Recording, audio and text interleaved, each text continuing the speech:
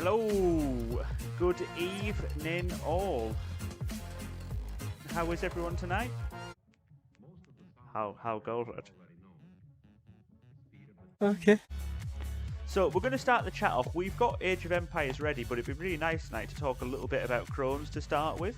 So I wanted to chat a little bit about sort of my experiences and some of the bits that happened to me. A little bit about kind of my build up into life with Crohn's and life with IBD. So this kind of just a little story I thought I'd start the stream off, which is quite nice. I made a mistake by going on a 3-hour walk. Jesus, that is a mistake, man. You made a mistake by even mentioning it, Emo, because that is long, girl. That is long. That's long. Yeah, I don't do many 3-hour walks. But yeah, I thought I'd start the stream off tonight by just talking a little bit about an experience, and it's something that I think a lot of people with Crohn's or IBD go through. So I remember when I was sort of first going through my diagnosis with Crohn's, and it was sort of my second or third hospital visit. Now, I originally was diagnosed with ulcerative colitis, which is obviously, very, very similar to Crohn's. They, both, inflammatory bowel diseases. However, they do have a lot of differences. Now, I was diagnosed with ulcerative colitis because predominantly at the time, my Crohn's was mainly in my large intestine, so colon. And actually, a lot of the scarring and damage was predominantly in areas that you would usually associate with ulcerative colitis. Now, at the time as well, my initial diagnosis when I was in hospital, I was too kind of swollen or inflamed to have any sort of camera. Easier word, they both mimic each other. Yeah, exactly. Well put, Emo. So, they're both, like I said, they both mimic one another, and they share certain traits. So the big key difference, just to sort of elaborate, is that ulcerative colitis only affects the colon, while Crohn's disease can affect anywhere from the mouth to the anus. So anywhere on the GI tract, which obviously is the mouth, throat, into stomach, and so on. It can also affect your eyes and your joints as well, and can cause other sort of irritation. Yeah, eyes as well, yeah. I get it a lot in my eyes, actually. It's something that I suffer with. That's why a lot of the time, sometimes my eyes can look a little bit baggy or a little bit red.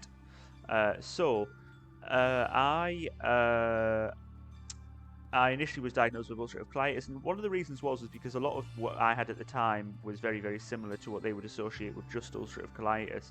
And unfortunately, because I was so ill, they couldn't do a camera test to get the biopsies in order to eliminate whether it was what sort of IBD it was, whether it was ulcerative colitis or Crohn's disease. They could just tell that it was when I was in hospital because of their symptoms and X-rays around my abdomen, as well as an MRI scan. So they didn't do that, and they said I was ulcerative colitis. Now, probably after I'm going to say 3 hospital visits, they pretty much established quite early on that actually medication wasn't going to be very good for me, and it wasn't having the desired effect. Now, that's because with ulcerative colitis, there's certain medicines that they're more reluctant to use, such as infliximab, because they have only a set amount of times they can use it. So with Crohn's disease, you can have an unlimited amount of infliximab as long as it keeps your disease under control. However, at the time, and this could have changed now, at the time, ulcerative colitis, you could only have infliximab 3 times before they deemed it either a success or a failure. And that was kind of the information I was given. So they immediately realised that it wasn't going to work long term, and I kept kind of falling back ill and then ended up back in hospital. So on the 3rd time, I was met by a surgeon, and he said, look, actually, the drugs that we're giving you, they're not giving you enough respite in order to maintain you, and you will not be able to kind of continue on them. And the best course at the moment, we believe, is surgery. Now, obviously, I was given loads of chance to discuss it with them, to understand what it would be like with a stoma, and to really kind of come to grips with going from ulcerative colitis to then having a stoma. Because obviously, it's a really, really big ask to take an organ out. So I decided, yep, absolutely, I'm going to have the surgery. I think it's the best option for me. And I said to the surgeon, yep, I'm happy to do it. Now, he said at the time, The only way we're doing it though is that I would like to have a colonoscopy first and get the biopsies. Now there was no rush for surgery because although I was hospitalised, he didn't have any vacant kind of space, if you will, to do the operation. Big and scary though. Yeah, it's very, very big and scary, especially, you know, kind of when you're already ill in hospital. So he went away and checked kind of his space, etc. I went and had the colonoscopy, then got the biopsies. Now, I think I was in hospital for a week, and then I was going to be having the surgery on the Monday. However, what happened was, in that time, the biopsies went off and actually come back a lot quicker than they usually would. And I think it's because they were rushed through. But it turned out, on reflection with the biopsies, that I had Crohn's disease and not ulcerative colitis. So they decided that on this occasion, they would now not do the surgery, and they would then try other medicinal drugs in order to... other medicines in order to try and kind of maintain what's it called again? Sorry, a remission. So usually within Crohn's and IBD, you go through flare-ups and you go through remissions, and then you go through almost like kind of a maintaining level. Now, a remission usually means that the disease isn't active at all, and you are living a healthy life. However, at the same time, you could easily still drop back into that flare-up. So in the end, I didn't have the operation, and they decided that the best option was now to try some new medicines that weren't available to me when I had ulcerative colitis, or at least weren't considered. So I ended up then kind of going through my life on lots and lots of different drugs for the space of about 6 years, and nothing ever really maintained it, and that's kind of where I am today now with a stoma, which is an ileostomy, which is probably I'll leave that for another stream to discuss unless anyone's got any questions about ileostomies, colostomies, and stomas. But yeah, so it was so scary to be sat there on the end of a bed and having a surgeon discuss with you what they're going to do to your intestines, which is cut them out effectively, and obviously gearing yourself up for that mentally, getting in that state of mind to actually have the operation and be cured for life.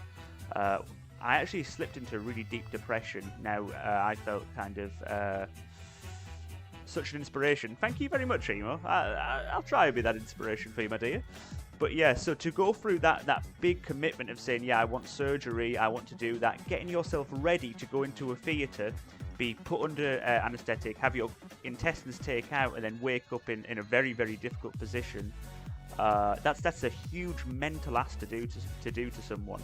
So then to be told that they couldn't do the surgery and then I would only have the medicine was mentally draining. So I fell into a very, very deep depression for a long time until I kind of reassured myself that they knew best and that was the best way for my recovery, or to try and maintain some sort of remission. Now, lo and behold, I didn't have any sort of remission. I kind of went through the next 6-7 years just having constant flare-ups and constantly being admitted into hospital. So we come to now, and obviously now I have had the operation, and God, I'm a hell of a lot happier and a hell of a lot better, feeling a lot more kind of myself. Sort of, it's weird to think that for 9 years of your life you can be poorly every single day and forget what it feels like to feel well. Poorly becomes well. In the same that a drug addict needs drugs in order to feel normal, I think that someone with IBD will constantly kind of underappreciate what it feels like to feel healthy because they don't feel it.